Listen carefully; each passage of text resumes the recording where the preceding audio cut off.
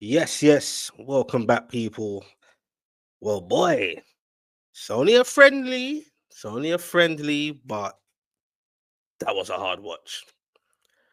I paid £8.99 to watch that. Didn't want to do a watch along, just wanted to watch it in peace. Just to see how the boys are, see how much rust there is with the players coming back. Big crowd, Celtic. It was we didn't play no C or D team. We had a lot of recognized players. 4-3-3. Yeah, target on the left, share, Botman in defence. Nice to see Botman get a little start, a run out. Trippier, then the three in the middle, Bruno Guimaraes, Willock, Miley, front three. Nice to see Osula starting. Well, never had a choice really. Who was he going to start? Barnes on the left, Murphy on the right. Eddie Howe said he didn't kind of feel like Celtic were peppering us or battering us. It was just the actual goals that was disappointing. For me, it was shocking. Nick Pope, we're going to get into that anyway. We're going to get into that. Isak didn't travel. Eddie Howe said, basically with the speculation and stuff like that, it's rather leave him at home. And I get that, but at the same time, is that really all to it? This shit ain't gonna go away until the window closes. Even though he's not going nowhere, just the whole is he happy, is he not? In hindsight, I would like to see not that they have to, but because the noise has been so crazy, and is he happy, and he's supposed to sign a contract and he hasn't, and Liverpool is his head turned and blah blah blah. You're hearing all sorts of stories. So in a way, you like to think or want a player to come out publicly and say, "No, I'm cool, I'm happy." Eddie Howe said that he's happy. He said Isak's happy here, happy at Newcastle. So, but he certainly hasn't come out yet. Isak in that kind of character from what I've seen to hand in no transfer request or to start making up all kind of noises. But who knows what he's really thinking behind the scenes? Let's keep it 100. Liverpool, as it stands, in any player, it's a big team. Premier League champions, look like they're going some proper places, done some good, had a good transfer window so far, and they ain't stopping there. Even though I think they're kind of a nasty piece of work, you know. I don't believe the whole Ekatike thing is just because he's interested in Liverpool or just because the price was too high and this and that. I thought Liverpool coming in, it effed up a lot of things. But anyway, we've already gone through that saga. He's never traveled. Nice to see Osila start up front. I thought he made some decent runs. What I mean, he was on it. He was on it. But I just thought the whole team in the first half, Celtic looked like it was almost like they were proper up for it kind of thing. Obviously, they're at home as well. They're playing a Premier League team that's in the Champions League. So yeah, I just felt like I don't want to go too crazy because it's a friendly, but it's embarrassing. 10,000 Newcastle, our beloved fans, travelled to Celtic Park. And if I'm correct, I think that's the highest away travelling supporters to Celtic Park in a long, long time.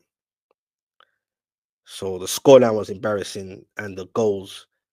I actually missed one goal. I was watching it. I had to switch off at times because it was all slow. The attacking was slow from Newcastle, and like I said, it's hard to really speak on it because it's a friendly. By the end of the day, you got to speak on what you see. Signings is a must. That was a must from beforehand. Definitely can't go into the Champions League season like this. Obviously, we've got more friendlies to come. I think in hindsight, it's kind of a good thing we got a 4-0 battering. I think it's a good thing in a way to say like, look, need some signings. You get me? Show some the other so-called top players we mean business. And as for Nick Pope, I'm not a guy to get malicious or start saying personal names. I hate when I see that on Twitter and certain other social media outlets. But let's keep it 100. Yes, Nick Pope is a good shot stopper. Yes, He has saved us in some moments. He played a big part in having one of the best times of my life being a Newcastle United fan in that League Cup final.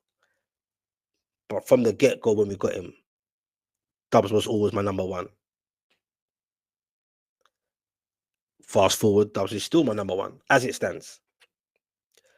For me, Pope, he's declining. He's always got a little mistake in him. I think he's kind of a warped goalkeeper in a sense of he's not good with his feet. Can't distribute well. Since his shoulder injury, doesn't look, or should I say, it's like he's declined a bit. And I don't want to get too mad, but I've seen this movie many a times. I've seen this movie many a times with Nick Pope. Eddie Howe still kept loyal to him. Cool, whatever. And obviously, it's just one mistake in our first friendly, so don't want to go too crazy. But even before that happened, I didn't even react to it when I saw it. I just said I've seen this movie before. He cannot be a number one goalkeeper, and if we're crying out for a goalkeeper more than ever before, that was it right there. Then you hear Man City could be potentially interested in Trafford, a buyback or whatever it is, a clause, whatever they got, in case their number one keeper goes to Galatasaray or whatever rumors have been spinning around. And once again, it kind of just, if I'm wrong, I'm wrong, but it just looks like when you see the whole narrative of like, oh, we are rejection FC, everyone rejects us. Some of it's not all, for me, it's not all just down to that. It's down to whether you think you don't want to get your pants pulled down or whatever. The market's the market. If you dilly and dally about, other teams will get involved, and other teams that can offer probably more wages and longer contracts, and the likes of Chelsea and the Liverpools, etc. Blah blah blah. They will come circling around, and then that's it. Take the players, Barelanga, and that took bloody ages. All the other targets we had, so-called targets, the laps in BMOs, etc. And BMO always wanted Man United anyway, so that's a bit different. But we have missed out on a lot of targets, not just because they just want to reject us. I think some of it's part of our play. Haven't got a sporting director. Don't want to go too crazy right now, but I just feel like we're kind of pissing about. We're messing about. It's coming a little bit of a joke for me personally, as it stands in this transfer window. The last three transfer windows non-existent for various reasons. Eddie Howe made it clear going into this transfer window, even though it's not over yet, but going into this transfer window, we have to go in straight, fast, and ruthless. My concern is it took so long to get Alanga over the line. So it's that every target is going to take that long for every target. He's actually doing our negotiations. Is it Nixon? He's doing the recruitment. Who's saying this is the budget? Don't go no higher than this. It's fucked, to be honest, as it stands. Not panicking, but it's a bit of a downer. Had one of the best seasons in my lifetime. Qualified for the Champions League. Won a League Cup final. Eddie Howe's there. Help him. Give him some confidence. And then when you see results like that, it just adds fuel to the fire. And when you see Nick Pope making an absolute howler, how does Celtic's goalkeeper kick it from his end? And I've seen this with Pope many a times. The decision making is even getting worse. And that doesn't put confidence into the defenders. And then that goes vice versa back. It won't get confidence into Pope. So it's just shaky. Yeah, two of our so-called main centre backs today in Shearer and Botman.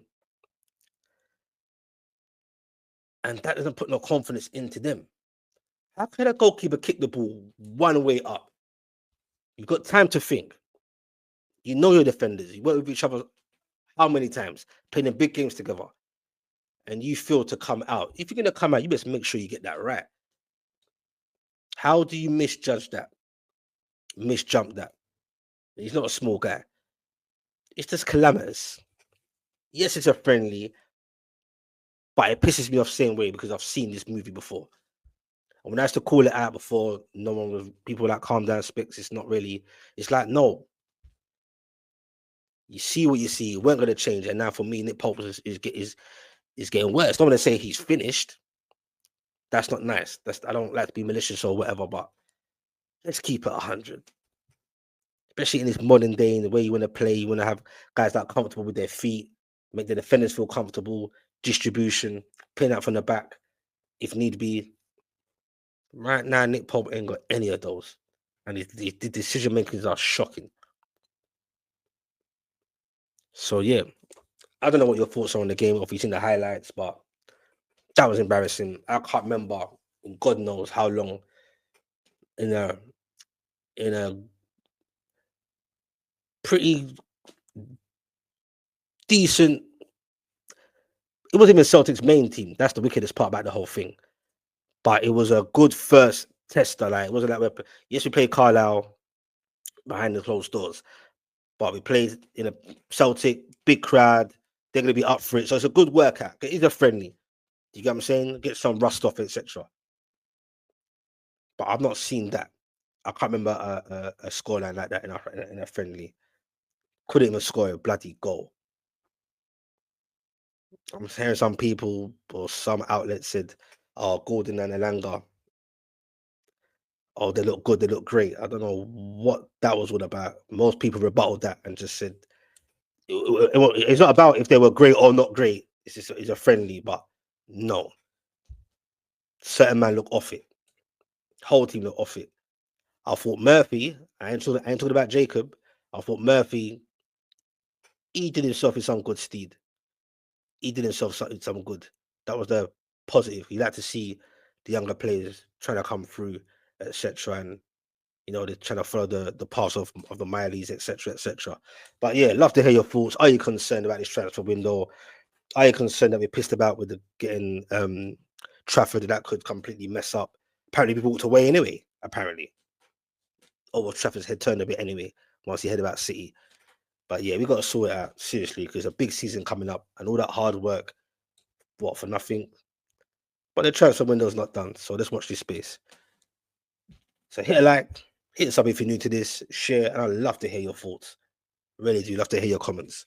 I'm out. See you again for a live panel show soon as we do. As usual, just trying to keep it consistent. And we go again. And I'm sure we got Arsenal next in a friendly, if I'm correct. Will be interesting. I'm out.